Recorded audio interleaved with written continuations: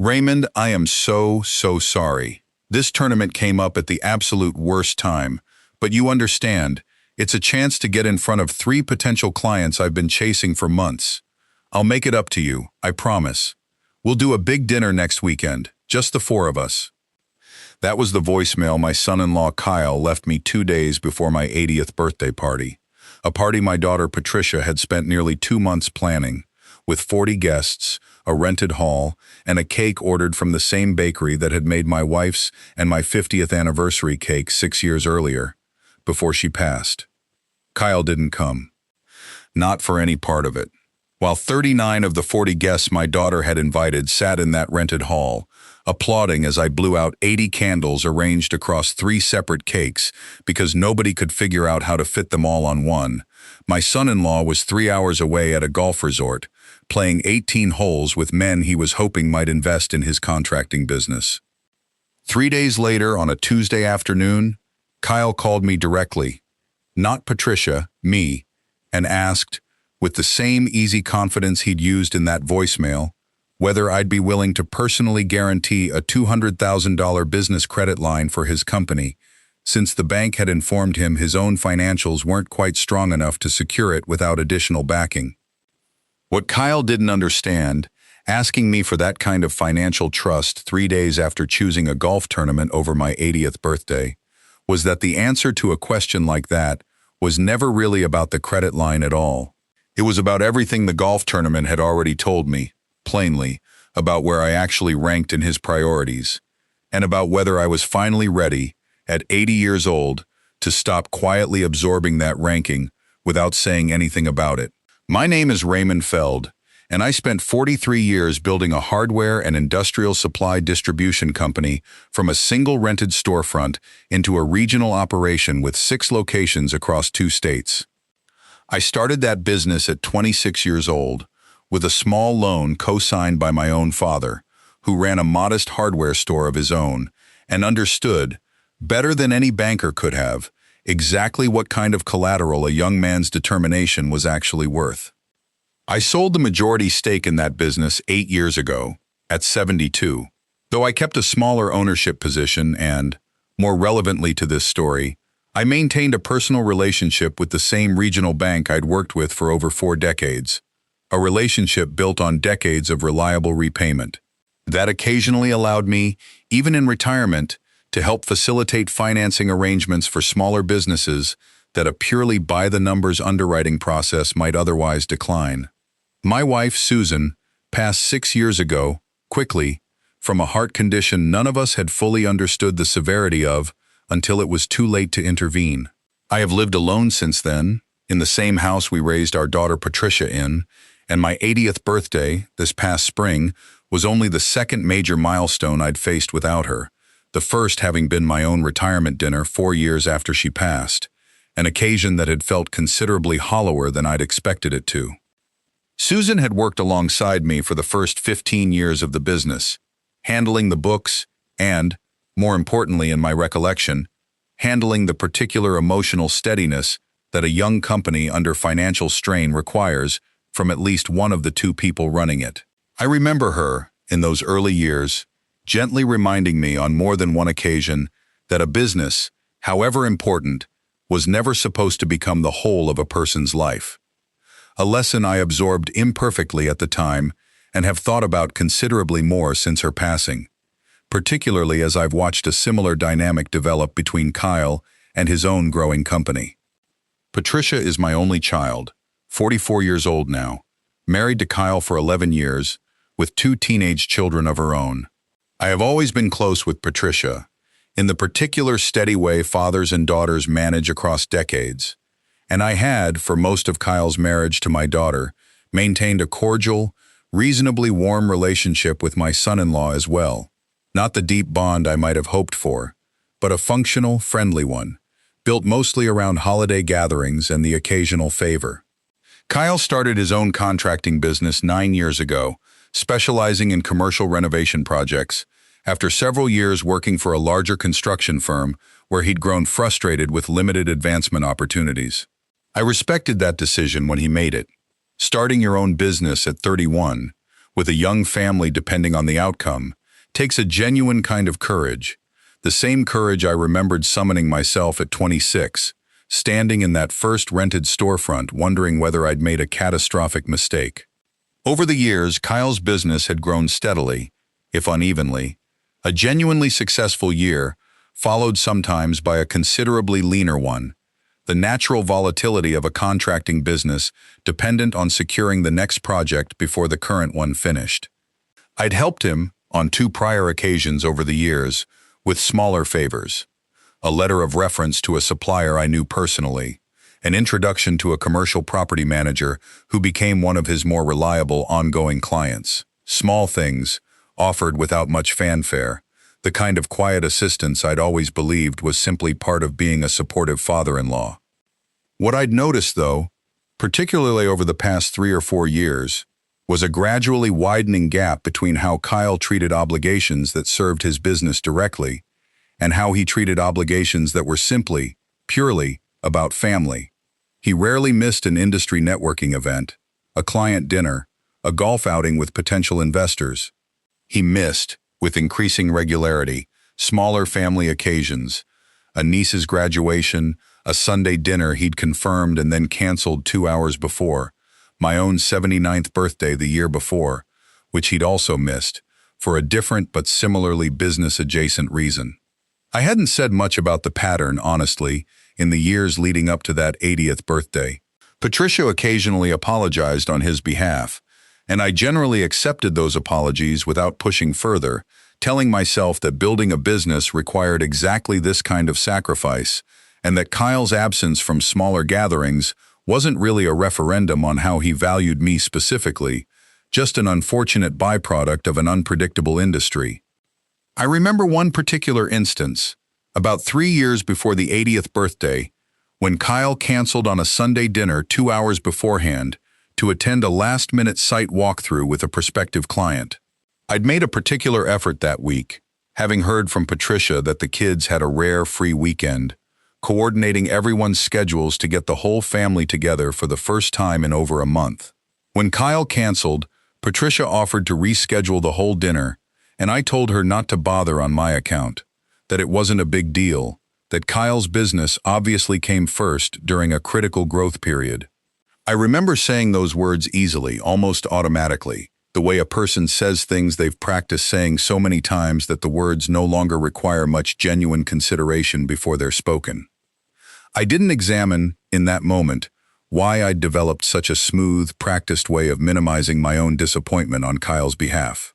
I simply assumed it was generosity, the natural graciousness of a father-in-law who understood the demands of building a business, rather than what I'd eventually come to recognize, years later, as something closer to a habit of self-erasure, a pattern where I'd quietly trained myself to expect less, so that Kyle's actual behavior would never have to feel disappointing by comparison.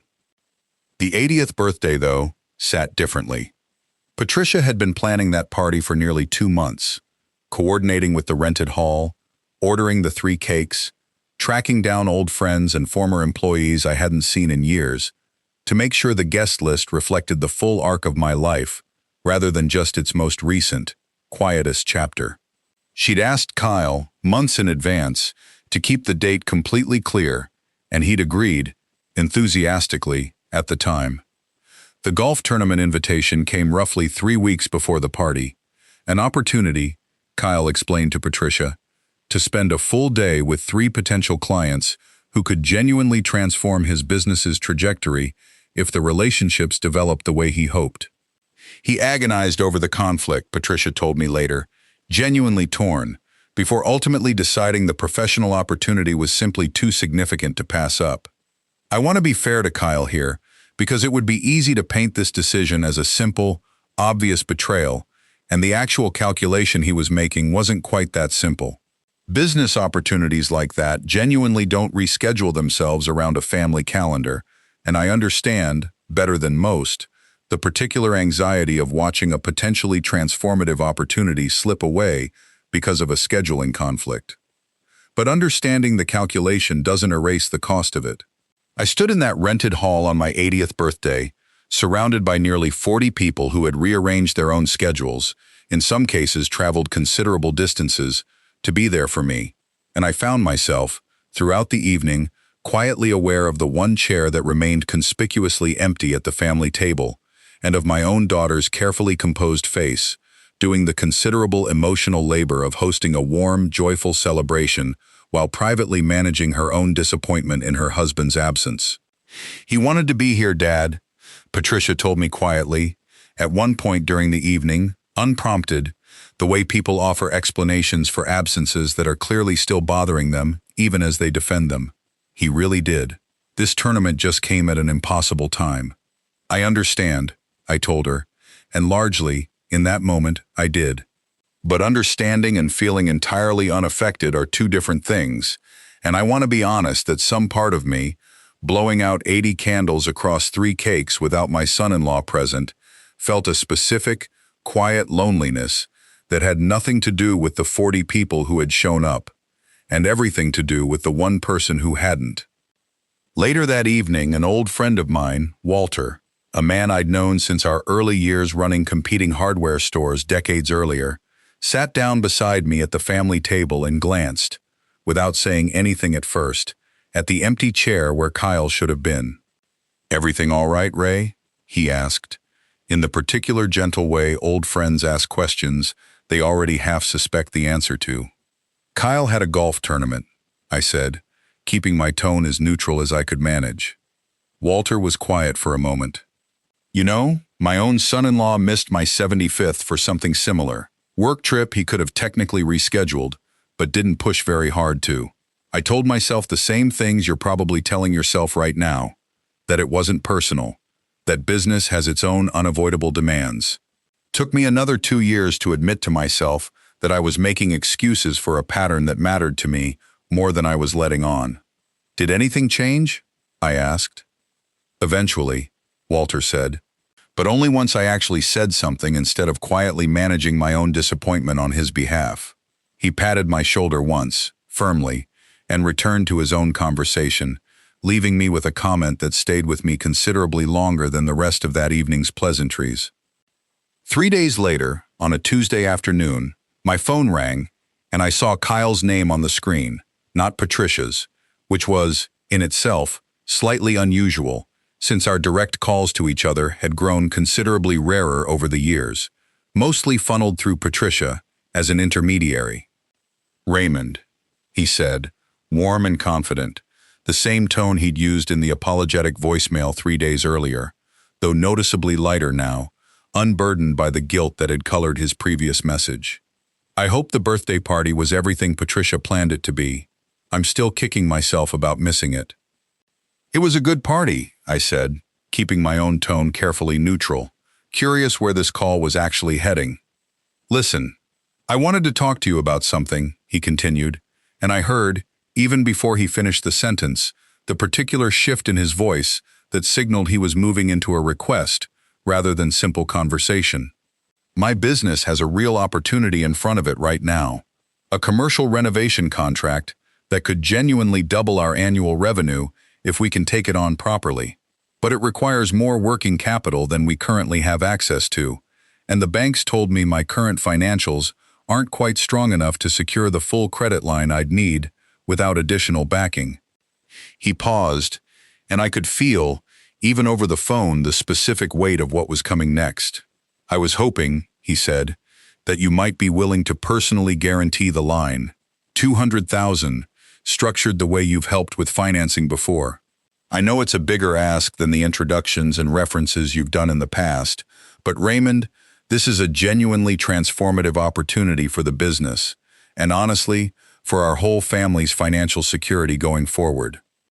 I sat with the phone against my ear for a longer silence than was probably comfortable for Kyle on the other end, turning over everything that had happened in the previous week. The empty chair at my birthday table, Patricia's carefully managed disappointment, the pattern of years I'd noticed but never directly addressed, and now, 3 days later, a request for exactly the kind of significant, personal financial trust that a man doesn't typically extend to someone who couldn't find a way to attend his 80th birthday. "Kyle," I said finally, "I need to ask you something honestly, and I need you to actually sit with the question, rather than moving quickly past it. 3 days ago, you chose a golf tournament over my 80th birthday. Today, you're asking me to personally guarantee $200,000 of financial risk on your behalf. Do you understand why those two things, sitting 3 days apart, feel difficult for me to reconcile? There was a pause on his end, considerably longer than I'd expected. Raymond, I understand the timing looks bad, but I promise you, the two things aren't actually connected. The tournament was a business decision, and this is also a business decision. I wasn't trying to skip your birthday and then come asking for money 3 days later like some kind of, that's not what this is. I believe you didn't plan it that way, I said. I don't think you woke up 3 weeks ago plotting to skip my birthday and then extract a favor a few days later. But Kyle, intent and impact aren't the same thing. What you're actually asking me to do right now is extend you significant personal financial risk based on trust. The kind of trust that's usually built through consistent presence and reliability over time. And the most recent data point I have about your reliability, where I'm personally concerned, is that when it came down to a choice between me and a golf tournament, I lost. So you're saying no, Kyle said, his voice tightening now, some genuine hurt entering it alongside a defensiveness I understood but didn't fully accept as reasonable, given the circumstances. I'm saying I need more than a phone call 3 days after my birthday to feel comfortable with a request this significant, I said. I'm saying I think you and I need to have a longer, more honest conversation about a pattern I've noticed over the past several years. Not just the birthday, Kyle, but a broader pattern of family commitments consistently losing out to business ones, in a way that's made me feel, increasingly, like a resource to be managed rather than a person to be genuinely present for. That's not fair, Kyle said. I work incredibly hard to provide for Patricia and the kids. Every decision I make about my time is ultimately in service of that. I don't doubt that you believe that, I said. And I don't doubt you work hard or that your intentions toward my daughter and grandchildren are genuinely good. But Kyle, I'm 80 years old. I don't have an unlimited number of birthdays left to quietly absorb this particular pattern without saying anything about it. I need you to actually hear that, not defend against it. The line was quiet for a long moment. I don't know what to say, Kyle finally admitted, some of the earlier defensiveness draining out of his voice. I genuinely didn't realize how this looked from where you're standing. I've been so focused on building something that would make our family more secure long-term that I think I've lost track of what being present actually requires in the shorter term. That's a more honest answer than I expected, I said. I appreciate you saying it plainly, instead of continuing to defend the golf tournament as an isolated, unconnected decision. I didn't say yes to the credit line that day, and I want to be honest that Kyle didn't push further in that particular phone call, seeming to genuinely need time to sit with what I'd said, rather than continue advocating for the financial request itself. Patricia called me that evening, clearly having spoken with Kyle in the interim, her voice careful in the particular way it gets when she's navigating loyalty to both her husband and her father simultaneously. Dad, Kyle told me about your conversation. I want you to know I've actually been feeling something similar for a while now, about the pattern with family commitments. I just haven't said it as directly as you apparently did today. I wasn't trying to create conflict between the two of you, I told her. I was trying to be honest about something I'd been quietly sitting with for longer than was probably healthy. I know, she said. And honestly, Dad, I think it needed to be said. I've watched you accept apology after apology over the years, without ever really addressing whether the pattern itself needed to change. And I think, if I'm being fully honest, I've done the same thing in my own marriage. Over the following 2 months, something shifted gradually in how Kyle approached both his business and his family commitments. He didn't transform overnight. Genuine change in a long-standing pattern rarely happens that quickly or that cleanly. But I noticed, in small, consistent ways, a genuine effort. He called me directly now, without Patricia as an intermediary, checking in roughly every other week. Conversations that started, initially, with a certain forced quality, and gradually became more natural. He also, notably, restructured the timeline on the renovation contract that had originally prompted his request, delaying its start by 6 weeks, specifically so it wouldn't conflict with a family trip Patricia had already planned, a decision he mentioned to me almost in passing during one of our calls, though I understood, hearing it, exactly how significant that particular choice actually was for a man who'd spent years consistently prioritizing business opportunities over family scheduling.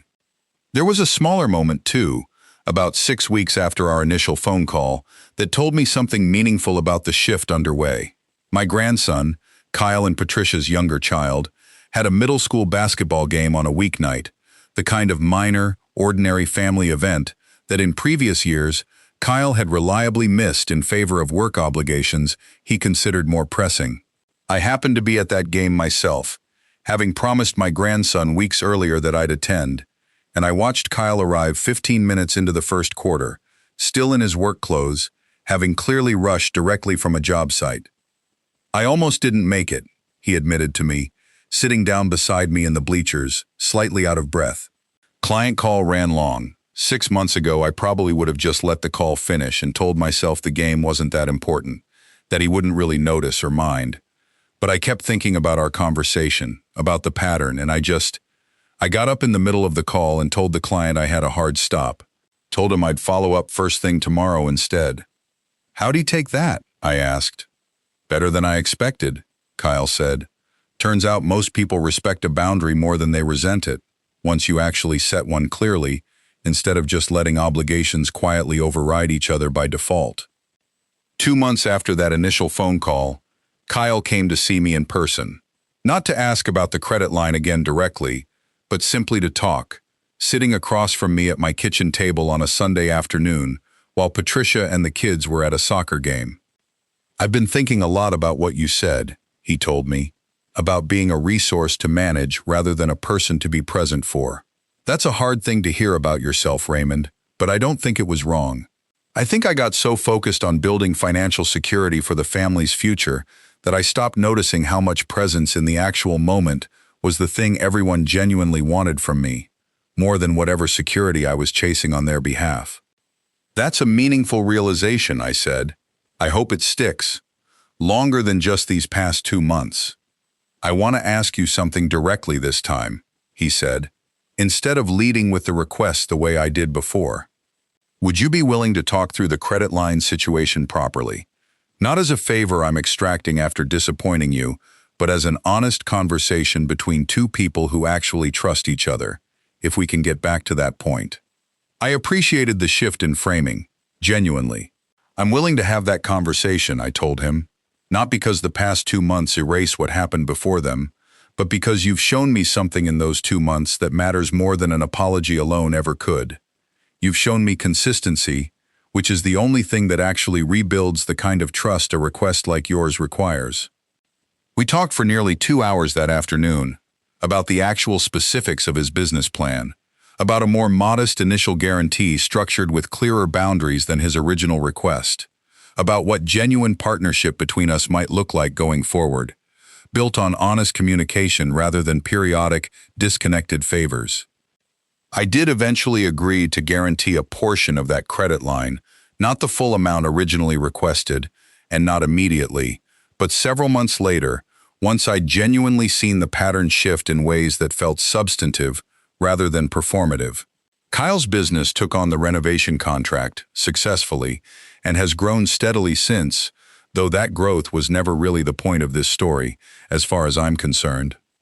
The real change, the one that actually mattered to me, showed up at my 81st birthday this past spring, a considerably smaller gathering than the previous year's milestone celebration. Just family this time, 12 of us around my own dining table rather than 40 guests in a rented hall. Kyle was there, of course, seated beside Patricia, having turned down, I later learned, a networking dinner that had been scheduled for that same evening, a decision he mentioned to me only briefly, without any particular fanfare, simply as a fact rather than something requiring acknowledgement. I think the real lesson in all of this isn't really about credit lines or golf tournaments specifically. It's about the particular danger of quietly absorbing a pattern of being deprioritized, again and again, without ever naming it directly, until the pattern calcifies into something both people have simply agreed, tacitly, not to examine. Kyle didn't change because I withheld money from him.